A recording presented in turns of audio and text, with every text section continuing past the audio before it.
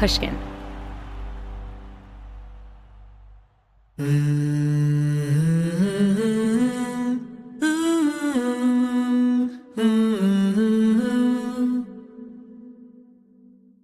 You do hear the bombings all the time when you're living in the war zone. So me and my older sister were like, we need to go because it's only getting worse. We knew that we're not safe. We knew that every day you get out of the apartment is a risk and you might never see your family again. When Olympic swimmer Yusra Mardini was just a teenager, she and her sister fled their homeland of Syria. They went on a dangerous journey across Europe before finally seeking asylum in Germany. I was in a refugee camp when I arrived for a few months, and me and my sister and everyone else that got to Germany, we had so much paperwork to do. We sometimes would wait in line from 12 a.m. until 8 a.m. the next day to have just a number. That's how crazy it was at that point. And for me, my escape was sports. On today's episode, a Syrian refugee fights for her dreams. I'm Maya Shankar, and this is A Slight Change of Plans, a show about who we are and who we become in the face of a big change.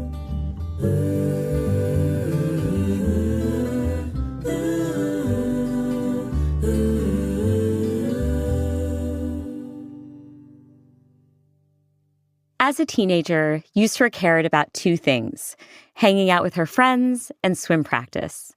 She was a star on the Syrian national swim team and had big dreams of one day representing her country at the Olympics.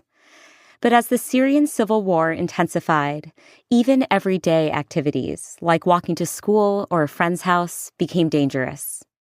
I remember one time I was 13 years old. I was walking to see my friends and there was like a bomb attack literally like 200 meters behind me. I look back, I go to the pharmacy, I stand there for a few minutes and I continue afterwards. That's how normal it became. And I wouldn't tell my mom because then I cannot go out. I had a friend where she did lose her life while being in her bedroom. I heard so many stories about people being in their houses and then missile attacks or bomb attacks. And it was like, I am risking my life being home or outside. So I would rather, try to rebel in my own way. To be like, you know what? We need to try and have a normal life. Yeah. You've mentioned such dangerous circumstances, and I know that this danger followed you to the pool, your one place of refuge. Yeah. So do you mind describing what that was like? Yeah, so the pool is a 50-meter pool, and the building is mostly glass. Sometimes I'd be swimming backstroke, and I'll see holes in the roof because of the missiles. I remember that day, we were practicing just like any other day. You heard something like a really loud knock, but you didn't know what was going on. It took us a moment to realize that it was literally a missile in the water. It did not explode. So the coach was shouting at everyone to go hide. Everyone started running. Everyone's trying to get out of the pool to go and hide. Me and my older sister were waiting for my mom to pick us up. I got to my mom just shaking and just crying. I couldn't speak. And then my mom was just shouting, trying to make sure that we are okay. And I couldn't respond. So I got in the car, I couldn't respond. And I think it was me being in shock. I was terrified, but I was also used to it, which is really sad. I was 16 years old and this was normal for me. What solace, if any, did you find in the act of swimming? Did that help bring structure or focus to your life during this time? Oh, yeah. I did not want to let it go. For me, it was about proving that I am talented enough that I'm always going to be the fastest. If I want something in life, I work very, very hard to get it. My mom would shout at me because I would come back home so tired. I would sleep with my backpack. That's how tired I was.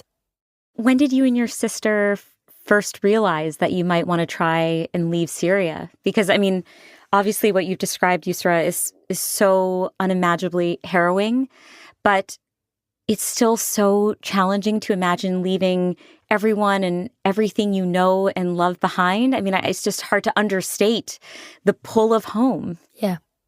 Me and my older sister were like, we need to go because it's only getting worse. We knew that we're not safe. We knew that every day you get out of the apartment is a risk and you might never see your family again.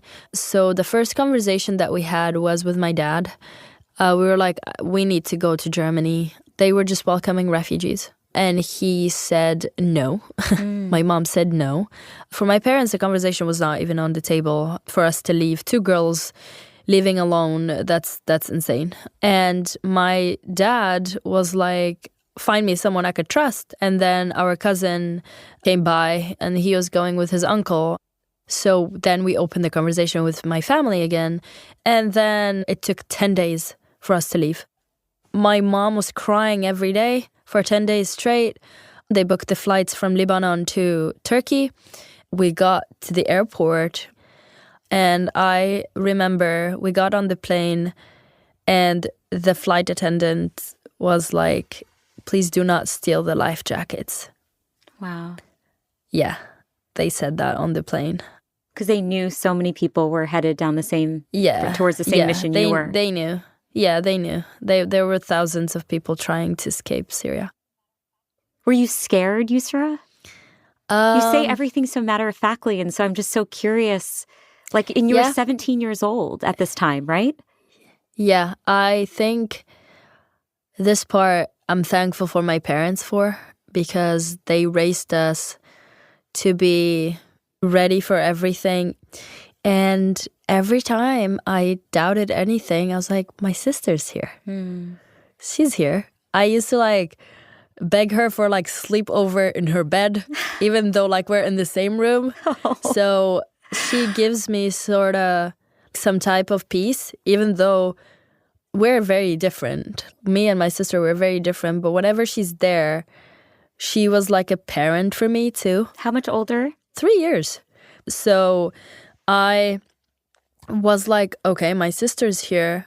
And for me, I knew that this was my last chance to survive and try to survive and fight for everything. It's the human instinct in the end. Absolutely. It's just, I want to live. Yusra, there's so many parts of your harrowing journey. It took 25 days. But I want to focus in on one part of the journey, which is when you found a smuggler to help you take a small boat across the sea in order to get to Greece. Yeah. We found these smugglers and they were like, okay, you have to pay 1,500 euros for each person for the sea journey, and you're gonna come tomorrow to this place again at 5 p.m. It was to take us to the island, one of the closest islands in Turkey, to Greece. So we all pack this one backpack that we had from Syria. We didn't have anything else anyway. You sit in the bus, you close the curtain. That was 4 hours. So when we got there, we waited for 4 days to be able to get on the boat. No water, no connection, no food. You are not allowed to talk to anyone. So what was it like finally getting into this little, when I say boat, I mean literally it's a small rubber boat. Yeah. It's very inhumane. So the dinghy fits usually if you want to be comfortable for 5-6 people. And we were 20 people and one child that was 6 years old. So the smugglers take people, let them on the boat, they start the motor for you and they let you go. And whatever happens afterwards, that's it. So usually the trip does not take more than 45 minutes because obviously the islands are so close. So we got on the boat and then the motor stops after 15 minutes. The whole journey, the motor keeps working and stopping the whole time. It's an experience where I'm a swimmer and I was terrified. of the water. All of us on the boat, we were praying in one voice. I still remember that. Some people were taking the water out of the boat. Some people were like trying to steer it. Someone was calling the Coast Guards saying, please save us. And they were like, turn and go back. So that was a moment for me where I was like, there is no humanity. So the first thing that we did is throw everything we had, all the belongings. There was a friend of my dad that was also with us. So he stands up, he jumps in the water to stabilize the boat, to try and save everyone. And then the next person to stand up and jump in the water was my sister. And then I stood up, I went from the other side, and she was furious. And I was like, I'm a swimmer too. There was a rope around the dinghy. So me and my sister, we tried to grab one rope and then tried to swim. It took us 3 hours and a half to get to that shore. It was really cold, but we couldn't just let go and leave. You had confidence that you and your older sister would survive this because you're swimmers. But what was painful for you was the idea that maybe everyone else might not. Me and my sister, we could have swum it. We swam open water before. 90% of the people on the boat did not know how to swim. I also remember doing like smiley faces for the kid, like sticking my tongue out because I didn't want him to feel like we were drowning. What was it like on an emotional level to share in an experience like this with a group of strangers? I mean, people you didn't even know days prior. Even though this trip was horrible in every aspect, the inhumane way we were treated, I think we were very, very lucky to have those people on the boat because we all worked together to save each other's lives. You can make it in life on your own, but it's not as beautiful as when everyone makes it. We'll be back in a moment with a slight change of plans.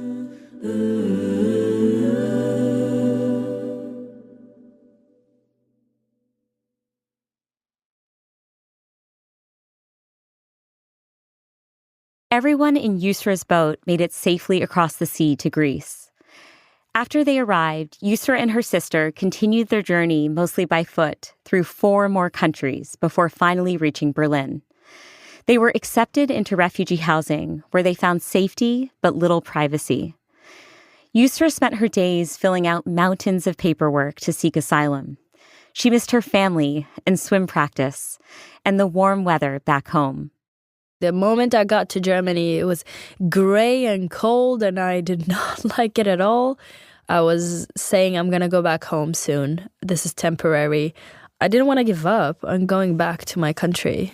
I was, of course, thankful to be in a country where they took us in as refugees, but it is not that simple or easy. I know refugees that do not feel like they fit in until today, and it's 8 years since they left Syria. It's not that they're not trying, but the trauma and to process everything they went through is not easy.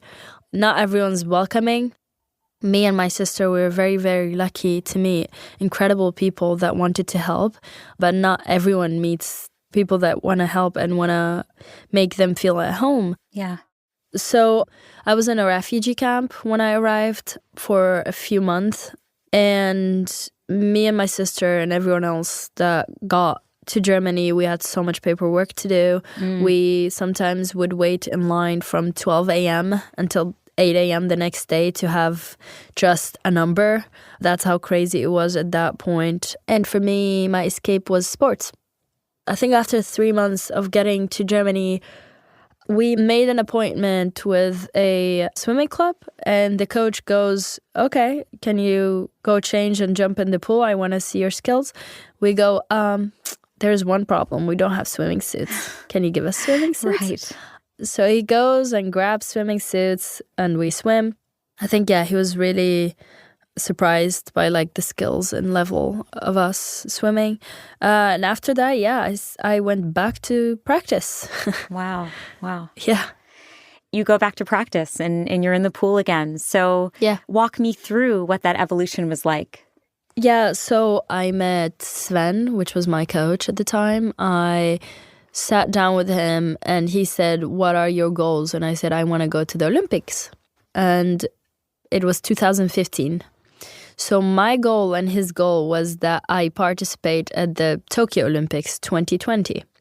Then there was a announcement that the creation of the first ever refugee Olympic team will happen in Rio 2016. I did not consider going as a refugee at that point. I did not want to. I was struggling because where I come from, a refugee wasn't something great. Like being like, oh yeah, I'm a refugee, I left. I'd be like, no, I'm Syrian. I want to earn my spot. I want to prove that I belong at the Olympics, that I did everything I could in my life for the sport. When I did not want to go to the Olympics as a refugee, my mom was like, if you don't remember how hard you worked, remember the hours I was waiting for you and driving you to practice and drying your hair, making you sandwiches. I love how they said, like, if you don't remember how hard you worked, remember how hard we worked. Oh, absolutely. And then my dad, I remember him coaching me all the time. Yeah. My sister being my biggest supporter and competitor at the same time. They all told me sometimes there are opportunities in life that you will never have again. And we know how hard you worked and how much you deserve that. You should go. I went back to Sven and I told him I want to go to the Olympics, but I was still not okay, like not 100% sure about what is this refugee Olympic team? It's going to happen for the first time in history. Will people be okay with it? Will they welcome it? There's another announcement a few months later that 3 athletes made it on the team, basically, and one of them is a Syrian swimmer that's based in Germany. And the media goes crazy. We got 300 plus emails that day. The story goes viral. And everyone's like, oh, from refugee to an Olympian, the face of the refugee Olympic team. She speaks amazing English. I was like, oh God, like, come on. Yeah, a lot of Syrians speak good English, you know.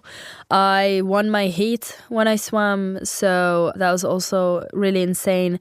I met the athletes on the refugee Olympic team, so many people that showed me so much love that I was not expecting in my life. But the moment that everything changed for me about who I am, about what a refugee is the moment I stepped foot in the Olympic Stadium in the opening ceremony.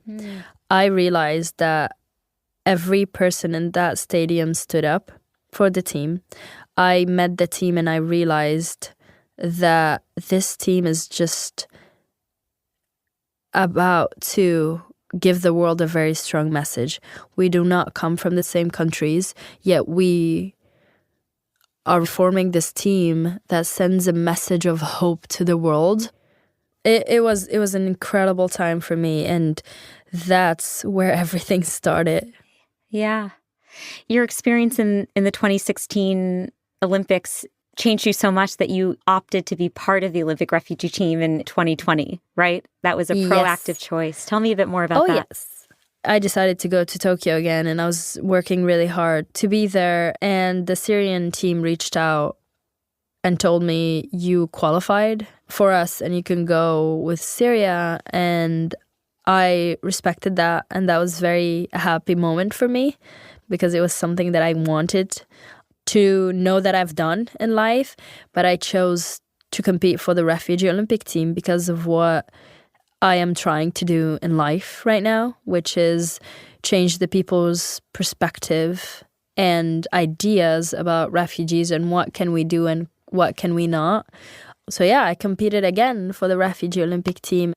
I loved every moment of it, to be honest. I would not change anything about both experiences. Like, yeah, the dream. Wow, that's amazing, Yusra. Can you tell me, so bring me up to speed on present day? I mean, you've since retired from swimming. You've built this foundation. Yeah. Tell me a bit more about the foundation and what your goals are for how you spend the rest of your life.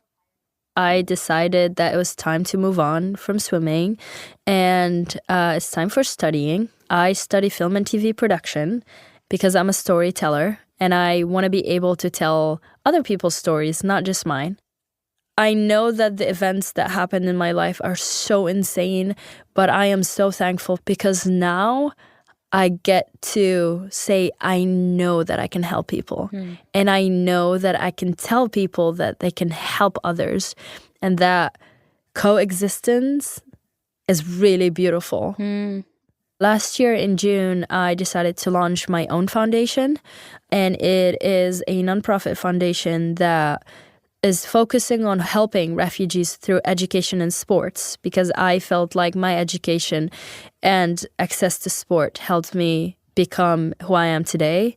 For me, sports was my home for the longest time, and it will always be. And it helped me with my mental health and struggling a lot in life. So I want to give that opportunity to refugees that are still in camps, that are still trying to figure out what are they going to do in their lives. And then tell me about your family, Yusra. Your parents and your little sister were also able to successfully make it to Germany. And I'm wondering how your whole family is doing today. They're pretty well. All of them live in Berlin, Germany. My dad is still swimming coach, lifeguard, and my mom does physical therapy now. My little sister is super smart. I love talking to her. She's so driven and smart that I cannot wait to see what she's going to do in the future. And my older sister, Sarah, still does advocacy work and is still based in Berlin. Yusra, I'm curious to know what you wish people better understood about your experience as a refugee. It took me a while to fit in Germany. And I was 17. Yeah. It took my parents way longer than me to feel comfortable, to feel like they fit in, to feel like they can feel like they are a part of the society. But I'm going to tell you one thing that is actually really sad, but this is the reality of life. We, as refugees, sometimes feel detached from where we come from, and we don't feel like we fit in the new society. So no matter, I have a German passport, but still, I cannot say I am 100% German. And I cannot say I'm 100% Syrian.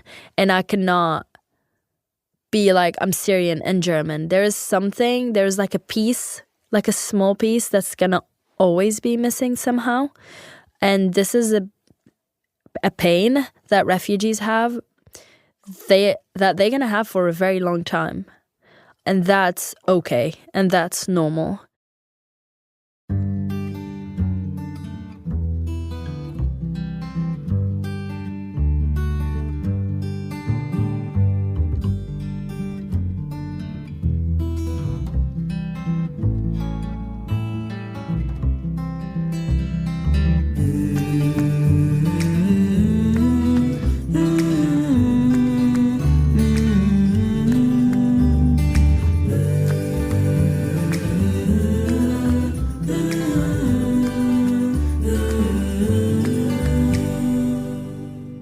Hey, thanks so much for listening. Be sure to check out the other 2 stories in this series if you haven't heard them yet, with Olympic gold medalist Missy Franklin and Paralympic gold medalist Brad Snyder. And next week, join me for a conversation with Dr. Molly Millwood, a therapist whose honest writing about motherhood has changed how so many people think about this major life transition. And if you enjoyed this conversation, we on the Slight Change team would be so grateful if you could share the episode with someone you know. It helps us get the word out so we can keep making more episodes for you. Thank you so much, and see you next week.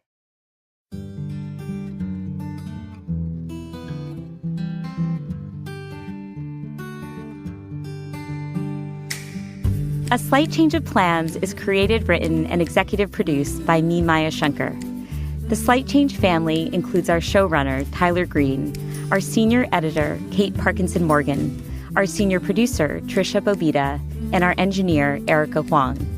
Luis Guerra wrote our delightful theme song, and Ginger Smith helped arrange the vocals. A Slight Change of Plans is a production of Pushkin Industries, so a big thanks to everyone there. And of course, a very special thanks to Jimmy Lee. You can follow A Slight Change of Plans on Instagram at Dr. Maya Shankar. See you next week.